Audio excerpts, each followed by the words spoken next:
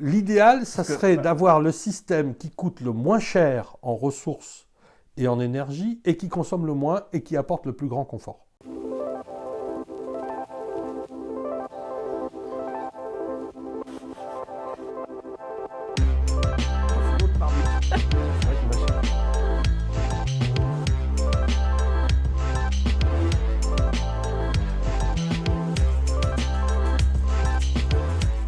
L'idéal, ça serait d'avoir le système qui coûte le moins cher en ressources et en énergie et qui consomme le moins et qui apporte le plus grand confort. Sauf que ça, c'est la perfection absolue, mais rien n'est parfait. Et donc, on a forcément... alors, aujourd'hui, je vais l'approcher différemment. Aujourd'hui, on est obnubilé par la consommation. On nous dit qu'il faut qu'une maison soit à moins de 50 kWh mètre carré habitable à l'année, par exemple. Voilà, c'est une cible. On nous dit qu'il faut qu'elle soit à énergie positive, c'est-à-dire qu'elle consomme moins que ce qu'elle produit. On nous dit qu'il va falloir qu'elle soit RE 2020, je sais, bon, on ne va pas rentrer dans le détail de la RE 2020, etc. C'est la future législation. Mais donc, à chaque fois, on est obnubilé par son niveau de consommation. Mais on ne tient jamais compte de ce qui est nécessaire pour arriver à ce niveau de consommation en termes d'équipements à installer, donc de ressources consommées, lesquelles ont généré des émissions de gaz à effet de serre, et donc on ne tient pas compte de ça. Et à un moment donné, pour aller au bout du raisonnement, si pour consommer, je consomme 50 kWh mètre carré habitable à l'année, et je veux descendre à 20. Ok, il faut améliorer un peu mon habitat. Je vais donc avoir besoin d'isoler un peu plus, de gérer un peu plus, de façon un peu plus fine, d'étanchéifier un peu mieux, etc. Voilà, je vais avoir des actions à mener qui vont nécessiter des ressources en matières premières, en équipement, en installation, et qui vont générer des consommations de ressources et des émissions de gaz à effet de serre. Et est-ce que ces ressources et ces émissions de gaz à effet de serre, pour installer mes systèmes qui ont une durée de vie statistique de 20 ans, par exemple, est-ce qu'ils sont amortissables en moins de 20 ans? Si oui, peut-être ça vaut la peine. S'ils sont amortissables en 19 ans, il faut se poser la question quand même. Il y aura une année de rendement. Est-ce que ça vaut vraiment la peine? Si c'est amortissable en 5 ans, oui, bien sûr. Mais si c'est amortissable en 30 ans, et qu'au bout de 20 ans, mon système est mort, il ne faut surtout pas le faire. Parce que j'aurais effectivement mis ma maison dans une situation de moins consommer pendant 20 ans, mais je n'aurais pas suffisamment économisé pour amortir toute la dépense de ressources et d'énergie qui aura été nécessaire pour arriver au résultat donné. Ciblé, pardon. Et donc, il faut trouver un juste équilibre, mettre le curseur entre ce qui est nécessaire pour les ressources, pour les travaux, et ce que ça va générer comme économie. Pour moi, une maison, elle doit d'abord relever du bon sens, et le bon sens, c'est retrouver de la logique, une pertinence par rapport aux matériaux qu'on va utiliser. Est-ce qu'on est dans le local? Pas dans le local. Est-ce qu'on est dans le renouvelable? Pas dans le renouvelable. Est-ce que l'impact en fin de vie va être supérieur, etc. Les outils qu'on va avoir, on sait aujourd'hui calculer combien on va avoir de ressources consommées, d'énergie consommée pour faire les travaux, pour les réaliser. Ça, on sait le faire. Et j'ai donné tout à l'heure une approche plus simpliste, c'est que le coût est intimement lié, il y a une corrélation très étroite entre le coût, les consommations d'énergie et les émissions de gaz à effet de serre. Et le coût, on est tous capables d'apprécier ce qu'on dépense et ce qu'on économise. Ça, on est tous à peu près capables de le faire. Donc, je vois par exemple des gens qui viennent me consulter, qui me posent des questions dans les commentaires des articles, etc. Je me pose des questions pour isoler sous la dalle de ma maison. J'ai une maison sur vide sanitaire, sur garage ou je ne sais pas quoi. J'ai déjà tout fait bien par ailleurs. Bon, reste à analyser si ça a été tout fait bien, je ne sais pas, mais on me le dit. Et on m'a proposé, parce que c'est ça aussi, hein, c'est l'aubaine, hein, l'opportunité. J'ai eu un coup de fil où on m'a proposé d'isoler sous ma dalle pour 1 €. Bah ouais, effectivement, 1 €, c'est pas cher. Déjà, est-ce qu'on peut isoler raisonnablement et correctement sous une dalle pour 1 €? Ça, c'est autre chose. Mais imaginons que ce le soit. Hein. Et donc le monsieur ou la dame vont me dire, mais moi, j'y ai droit, ça ne me coûte rien, c'est abondé par mes impôts, par mes subventions, etc. Donc si je ne le fais pas, je ne récupère pas ce qu'on m'a pris. Ok, pourquoi pas. Maintenant, moi, pourquoi pas faire ça? Mais je voudrais que le prix réel soit annoncé au client et que ce ne soit plus la société qui réalise des travaux qui se substitue aux particuliers pour encaisser les certificats d'économie d'énergie, pour encaisser les crédits d'impôt au moment où c'était des crédits d'impôt, pour encaisser la prime fer, etc. Je veux qu'on arrête de déresponsabiliser l'habitant. L'habitant, il doit être responsable. Et il est responsable de l'ordre qu'il donne de faire les travaux, et il est responsable de l'incidence des travaux, de l'incidence à la fois sur son confort, mais sur l'impact climatique et la consommation des ressources. Il doit donc savoir ce que ça coûte, puisque le seul moyen qu'il va avoir d'analyser, c'est combien les travaux auront coûté. Et je ne supporte pas que les gens me disent moi, c'est 1 €, parce que quelle que soit la performance du truc, même si c'est des pouillèmes qui auront été gagnés, il est évident qu'on va le gagner, l'euro. C'est évident. Mais par contre, si ça coûte 3 000 €, cette personne-là, elle se chauffe à 1 000 € par année. Et 3 000 € pour isoler sous une dalle, c'est pas cher. Hein. Si on fait vraiment le boulot comme il faut, hein, il y a des gaines dans tous les sens, des tuyaux dans tous les sens, c'est plus ou moins accessible, etc. C'est du boulot. Hein. Et il faut utiliser les bons matériaux, on ne nous les donne pas, etc. Bon, bref. Et donc, si cette personne-là, elle chauffe pour, prenons un chiffre, 800 € à l'année, elle perd par sa dalle, on le sait, c'est chiffré, c'est statistique, on le connaît, 7%. Elle n'a jamais éradiqué à 100% la fuite. Ces 7% en question, d'une dépense de 800 €, 7 x 8, 56, c'est 56 €. Et imaginons que les travaux aient permis de faire disparaître 50% de la fuite. Ça sera déjà pas mal. 56 divisé par 2 égale 28 €. Mais il faut 100 ans pour amortir le truc. Est-ce qu'il faut le faire? Bien sûr que non. Ça n'a pas de sens. Mais sauf que si on dit à la personne, ça vous coûte 1 €, elle a économisé 28 € sur une année. Elle est 28 fois gagnante par rapport à sa dépense. Donc, ouais, on déresponsabilise. Donc, il faut que les gens soient remis dans la responsabilité et ça évitera d'avoir un tas d'aigrefins qui sont plus habilités à faire des calculs pour savoir jusqu'où ils peuvent dépenser pour ne pas dépasser ce qu'ils auront encaissé en prime, pour filer un boulot plus ou moins bon, mais où le particulier n'aura pas son mot à dire, puisque de toute façon, ça lui a coûté 1 €. Donc, monsieur, pour 1 €, vous n'avez pas ramené votre science quand même. Donc, en fait, c'est le niveau de dépense globale d'énergie et le niveau de dépense globale de travaux. Oui, et le niveau global d'amortissement réel par rapport aux économies que ça va me réaliser. Lorsque on dit aux gens, vous allez isoler vos murs par l'extérieur. Très bien. Combien je perds par mes murs?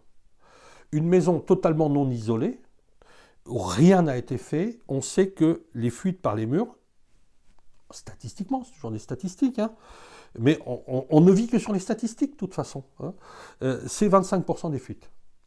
Donc si, lorsque par le toit, par exemple, j'ai plus de fuites que par les murs, eh bien, si je dois faire des choix, la personne me dit, j'ai tout fait bien, je veux réisoler, j'ai eu le cas, là, 2 fois cette semaine, je veux réisoler mes murs par l'extérieur. Au bas mot, c'est 15 000 €, avec des matériaux pas terribles, hein, qui vont être incompatibles, par exemple, avec un mur en pierre. Hein, parlons chat, hein, on va être dans la pétrochimie, et on n'a pas de perspirance, et notre mur, il a besoin de perspirance. Donc il faut s'interdire ça. Donc on va aller vers d'autres systèmes, hein, ça va être de la paille, ça va être de la laine de bois, etc., qui sont beaucoup plus vertueux sur le plan du fonctionnement, mais aussi plus chers. Hein. Et donc, toujours pareil, c'est 25% de mes fuites. Si j'ai 500 ou 800 ou même 1000 euros de chauffage à l'année. Et que je vais m'attaquer, je ne vais pas éradiquer, je vais m'attaquer à 25% des fuites. Je chauffe à 1000 euros par année. C'est 250 qui fuient par mes murs. Je vais diviser par 2 les fuites de mes murs. Je vais avoir 125 euros. Ma dépense va être de 15 000 euros. Ça va me prendre plus de 100 ans d'amortissement. Et il ne faut pas le faire. Dans ce cas-là, il vaut mieux isoler le plafond. Et voilà. Parce que là, au niveau des combles perdus ou au niveau du toit, par contre, je n'ai rien qui travaille. Je n'ai pas de chaleur spécifique. Là, dans mon mur, j'ai de la densité, j'ai de la matière, j'ai déjà des choses qui fonctionnent. Dans mon toit, j'ai mes tuiles et mon placo ou mon lambris. Je n'ai rien d'autre. Je n'ai pas de masse, j'ai rien. Donc là, je ne peux miser que sur l'isolation. Alors là, mettons le paquet. Et mettons le paquet avec, pour le coup, un isolant à chaleur spécifique élevée, pour pouvoir amener de l'amortissement et du déphasage. Puisque je n'ai pas mon mur qui va se substituer à mon isolant. Et donc, travaillons sur les familles d'isolants. Voilà toutes les approches qu'il faudrait avoir. Mais j'ai conscience que là, je suis en train de dire, il n'y a rien de ce qu'on utilise qui est bon. Je n'ai pas la prétention d'avoir été plus malin que les autres. J'ai peut-être un petit peu d'avance, parce que je suis né avant eux, ou parce que j'ai eu la chance de rencontrer cette dame qui m'a dit « Mais monsieur, je ne veux pas de cet isolant que vous me proposez ». Et puis après, j'ai eu la chance de rencontrer un client, monsieur Adam, s'il m'entend, il se reconnaîtra, qui me dise « Mais monsieur Lefrançois, vous ne connaissez pas ça, mais il y a le chanvre ». Moi, le chanvre, ouais, je connaissais, mais pas dans les isolants, ouais. Bon, voilà. Bon, j'ai été consommateur, mais je savais que ça existait, quoi. Et après, ce même client m'a dit j'ai découvert aussi autre chose, parce qu'il était dans des milieux que je ne fréquentais pas. Parce qu'il y a ça aussi, il y a qui on fréquente, qui on ne fréquente pas. Ou celui qu'on ne fréquente pas, pardon. Et il m'a dit, j'ai eu vent d'une isolation avec la ouate de cellulose, c'est fait avec du papier journal recyclé. Et là, je dis, on met les poubelles dans les toits maintenant. Où va-t-on? Donc, je suis allé voir avec lui. Il m'a dit, on y va voir. Je me souviens, je suis allé avec monsieur Adam à Paris, rencontrer une ingénieure. De mémoire, elle était ou polonaise, ou il me semble qu'elle était polonaise, qui était une pointure dans le chanvre. Et j'ai découvert des horizons. J'ai dit, mais oui, il y a d'autres choses. Donc, j'ai posé de la laine de chanvre, j'ai fait des chapes chanvre chaud, j'ai fait des enduits chanvre chaud, etc. Et monsieur Adam me dit, il y a la ouate de cellulose. Et on est allé voir un chantier à Annecy qui n'avait pas été préparé pour ça. Ça fuyait de partout dans le toit et tout. Oh là là, j'ai dit, mais c'est pas possible. Qu'est-ce que c'est que cette histoire?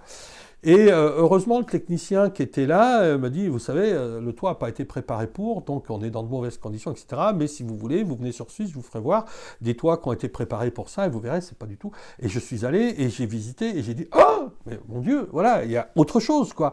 Et donc, j'ai découvert ces autres choses. Et on en est toujours là, puisqu'en fait, quand on regarde le plan de rénovation énergétique, oui. Il a été, en gros, la tête de pont... je vois de quoi tu veux me parler. Voilà, a été délégué à une grande entreprise. Oui. Qui est spécialisée dans un type de matériau. Oui. Qui a des qualités, mais qui a aussi des défauts. Oui, des limites, on dira quoi. Voilà, des limites. Et en fait, vu qu'elle, c'est une spécialiste de ce type de matériaux, elle va peut-être pas promouvoir, ou en tout cas informer qu'il existe d'autres types de matériaux qui peuvent être beaucoup plus pertinents dans la situation dans laquelle la personne, le particulier va être, ou l'entreprise, ou le... Oui. Donc effectivement, là, ça fait partie de mes gros coups de gueule. Parce que, à minima, il y a trafic d'influence, pour moi.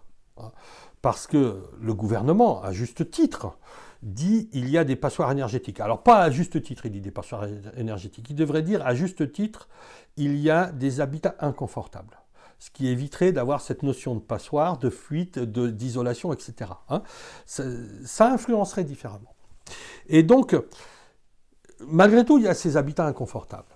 Alors, ça n'est pas supportable, ça n'est pas admissible, ça n'est pas acceptable. Bon, il y a 20 ou 30 ans, on acceptait tout ça parce que c'était dans le standard. Aujourd'hui, on a une croissance qui nous a permis d'arriver à un niveau de confort supérieur et on n'accepte plus ça. Alors, est-ce qu'on a la capacité environnementale, de ressources, de gestion du climat, de penser qu'on peut tous avoir un confort idéal avec un bouton qu'on tourne et paf, on a 20 degrés ou 19 degrés, une humidité relative, etc. Ça, c'est autre chose. Mais en tout cas, il y a, le moins qu'on puisse dire, une inégalité entre certains milieux, certaines personnes qui vivent dans des habitats peu salubres, peu confortables, et d'autres qui vivent dans des situations bien plus confortables et bien plus saines. Donc qu'on aille tirer vers le haut ceux qui sont en bas, c'est bien. Donc éradiquons les habitats inconfortables. Mais ne disons pas que ce sont des passoires énergétiques, parce que c'est déjà orienté. Et effectivement, c'est insupportable pour moi de constater, alors on va donner les noms, hein, on va appeler un chat, Saint-Gobain, en la personne de Pierre-André de Chalandard, un homme brillant, je ne conteste pas les capacités intellectuelles de cet homme-là, je ne conteste pas ses convictions, je n'ai pas lieu de les contester. En plus, je ne le connais pas, je ne l'ai jamais rencontré, jamais discuté avec lui.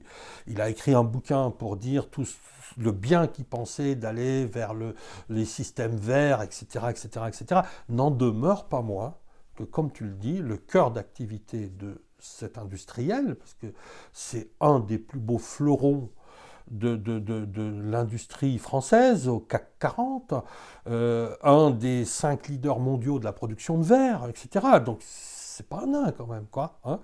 Mais son cœur de métier, c'est le verre. Et autrefois, c'était de faire des verres, des vitrages, des bouteilles. Et dans les années 60, la laine de verre était très peu usitée. Il faut, pour se situer où ça a vraiment commencé l'isolation, c'est dans les années 60, en Amérique du Nord. Paradoxalement, aujourd'hui, c'est parmi ceux qui isolent le moins, ou en tout cas, à mes yeux, à moi, le moins pertinemment. Mais les leaders de l'isolation en Amérique du Nord, dans les années 60, c'était la Watt. Voilà. La Watt de cellulose, c'était 60% de part de marché. Et petit à petit, les fabricants de verre se sont rendus compte, qui étaient déjà des consortiums énormes, très importants, hein, les fabricants de boîtes de cellulose, c'était des petites unités, des petites entreprises, qui étaient fortement disséminées sur le territoire et concurrentes les unes par rapport aux autres. Donc plus difficile de trouver des angles d'attaque pour développer un grand marché. Ces entreprises du verre ont senti une opportunité, mais on ne peut pas leur en vouloir. C'est le rôle de tout professionnel de sentir l'opportunité. Pierre-André de Chalandard, s'il n'était pas capable de sentir des opportunités pour son entreprise, il ne serait pas le chef de cette entreprise et elle ne serait pas au CAC 40 et elle ne serait pas avec les résultats qu'on lui connaît. Donc voilà, il fait son job. Mais sauf que son job, son cœur de métier, c'est le verre. Et donc effectivement, ils se sont mis à faire de l'isolant en verre, qu'on a appelé la laine de verre. Et la laine de verre, les laines minérales, globalement, verre-roche, c'est, selon les sources, c'est difficile de les connaître, mais 70-75% du marché de l'isolant en France. Donc c'est vraiment monstrueux, enfin monstrueux, énorme, monstrueux, ils ne sont pas des monstres. Ils sont de très belles et grandes entreprises qui couvrent une énorme partie du marché.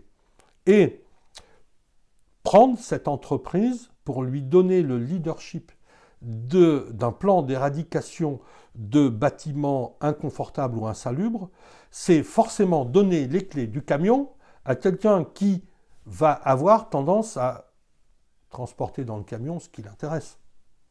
C'est humain. C'est humain. Et ce qui l'intéresse, ben oui, c'est les autres isolants. Alors effectivement,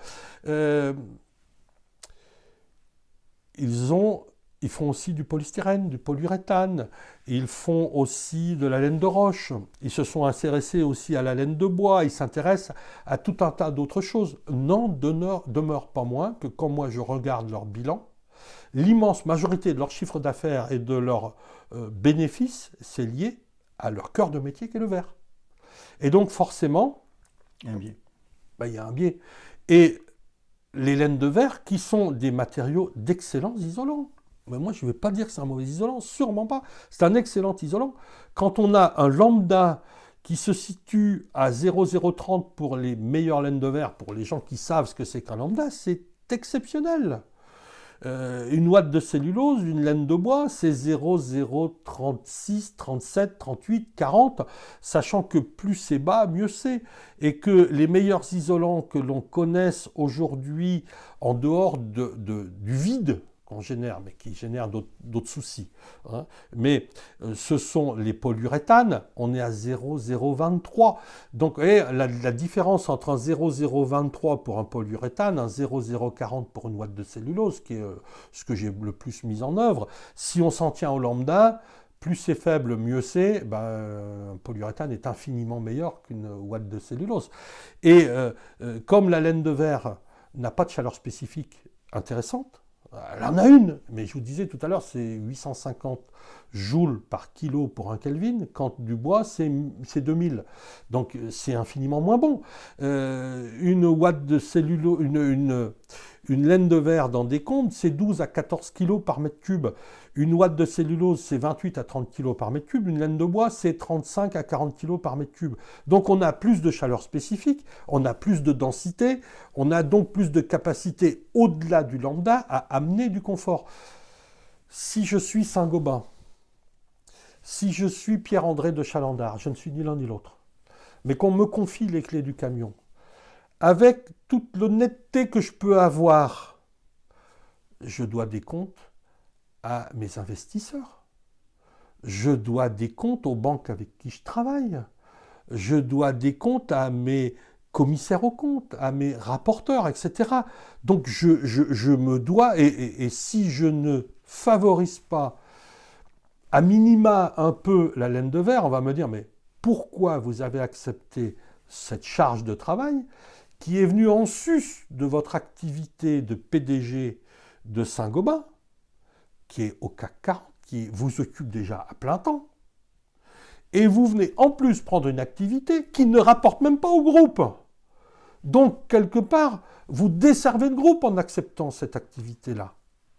Donc, à minima,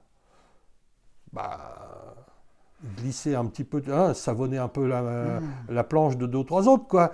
Donc voilà, c'est humain, c'est comme ça. Il faudrait une intégrité, mais au-delà de ce qui est imaginable, je veux dire. Oui, je suis très gêné, c'est le moins qu'on puisse dire, que les clés du camion aient été confiées à un industriel, et il n'est pas le seul. Dedans, il y a Engie, il y a Total, et donc on confie l'éradication d'un problème à des gens qui sont partie prenante dedans. Engie, c'est un pourvoyeur d'énergie. Total, c'est un producteur d'énergie. On a mis dans la tête des gens qu'il faut isoler pour être bien chez soi. Et on a la démonstration avec Trémy que isoler ne permet pas d'arriver au résultat qu'il faudrait. Donc on le sait, on le sait. Et on continue dans le même système. Donc non, à un moment donné, il faut changer les choses. Merci Claude, merci. Est-ce que tu aurais quelque chose d'autre à... On a beaucoup abordé de sujets. On a beaucoup abordé de sujets, il faudrait les développer. Alors oui, j'ai d'autres choses que je voudrais aborder, c'est l'envie, mais en 30 secondes, pour autant que ce soit possible de ma part, j'ai l'envie d'apporter mon eau au moulin pour favoriser l'émergence des solutions que je préconise. Parce que j'ai fait le constat de la différence, de ce que j'apportais aux gens, du bonheur que j'apportais aux gens. Et au-delà de ce bonheur dans leur confort, je sais aussi à quel point je vais limiter l'impact climatique et l'impact de consommation de ressources. Et donc, je me mets sur les rangs pour donner la possibilité à d'autres professionnels de porter cette parole-là. Je ne vais pas prétendre que c'est la bonne parole, ce serait prétentieux. Mais je prétends que c'est une parole différente et qu'elle a, à minima, au moins autant de vertus que l'autre. Et dans mon intime conviction, beaucoup plus de vertus que l'autre. Merci Claude, à bientôt alors. À bientôt, Geoffrey.